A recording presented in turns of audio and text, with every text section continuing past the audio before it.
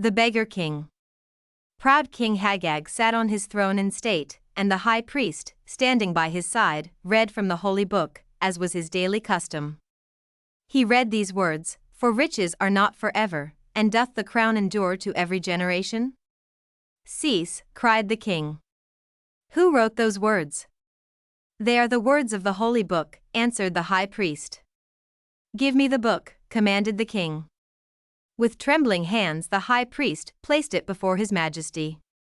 King Hagag gazed earnestly at the words that had been read, and he frowned. Raising his hand, he tore the page from the book and threw it to the ground. "I, Hagag, am king," he said, "and all such passages that offend me shall be torn out." He flung the volume angrily from him while the high priest and all his courtiers looked on in astonishment. "I have heard enough for today," he said. "Too long have I delayed my hunting expedition. Let the horses be got ready." He descended from the throne, stalked haughtily past the trembling figure of the high priest, and went forth to the hunt. Soon he was riding furiously across an open plain toward a forest where a wild stag had been seen. A trumpet sounded the signal that the deer had been driven from its hiding place, and the king urged his horse forward to be the first in the chase. His Majesty's steed was the swiftest in the land. Quickly it carried him out of sight of his nobles and attendants. But the deer was surprisingly fleet and the king could not catch up with it. Coming to a river, the animal plunged in and swam across. Scrambling up the opposite bank, its antlers caught in the branch of a tree, and the king, arriving at the river, gave a cry of joy. "Now I have thee," he said. Springing from his horse and divesting himself of his clothing, he swam across with naught but a sword. As he reached the opposite bank, however, the deer freed itself from the tree and plunged into a thicket. The king, with his sword in his hand, followed quickly, but no deer could he see. Instead, he found, lying on the ground beyond the thicket, a beautiful youth clad in a deerskin. He was panting as if after a long run. The king stood still in surprise and the youth sprang to his feet. "I am the deer," he said. "I am a genii and I have lured thee to this spot, proud king, to teach thee a lesson for thy words this morning." Before King Hagag could recover from his surprise, the youth ran back to the river and swam across. Quickly he dressed himself in the king's clothes and mounted the horse just as the other hunters came up. They thought the genii was King Hagag and they halted before him. "Let us return," said the genii. "The deer has crossed the river and has escaped." King Hagag, from the thicket on the opposite side, watched them ride away and then flung himself on the ground and wept bitterly. There he lay until a woodcutter found him. "What do you here?" asked the man. "I am King Hagag," returned the monarch. "Thou art a fool," said the woodcutter.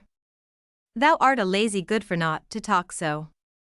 Come, carry my bundle of sticks and I will give thee food and an old garment." In vain the king protested. The woodcutter only laughed the more, and at last, losing patience, he beat him and drove him away. Tired and hungry, and clad only in the rags which the woodcutter had given him, King Hagag reached the palace late at night. "I am King Hagag," he said to the guards, but roughly they bade him begone, and after spending a wretched night in the streets of the city, His Majesty, next morning, was glad to accept some bread and milk offered to him by a poor old woman who took pity on him. He stood at a street corner, not knowing what to do. Little children teased him, others took him for a beggar and offered him money. Later in the day he saw the genii ride through the streets on his horse. All the people bowed down before him and cried, "Long live the king!" "Woe is me," cried Hagag, in his wretchedness. "I am punished for my sin in scoffing at the words of the holy book." He saw that it would be useless for him to go to the palace again, and he went into the fields and tried to earn his bread as a laborer. He was not used to work, however, and but for the kindness of the very poorest he would have died of starvation. He wandered miserably from place to place until he fell in with some blind beggars who had been deserted by their guide. Joyfully he accepted their offer to take the guide's place.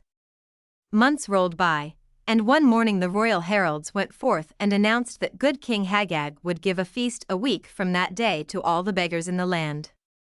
from far and near came beggars in hundreds, to partake of the king's bounty, and Hagag stood among them, with his blind companions, in the courtyard of the palace waiting for his majesty to appear.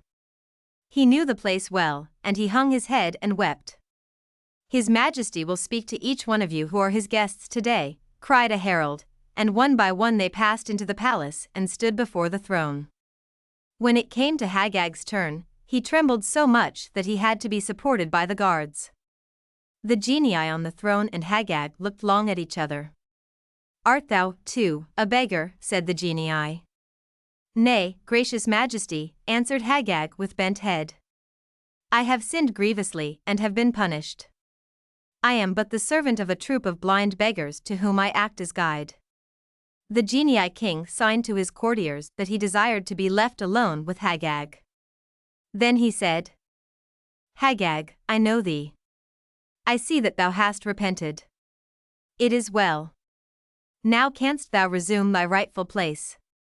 "Gracious majesty," said Hagag, "I have learned humility and wisdom. The throne is not for me. The blind beggars need me. Let me remain in their service." "It cannot be," said the genii.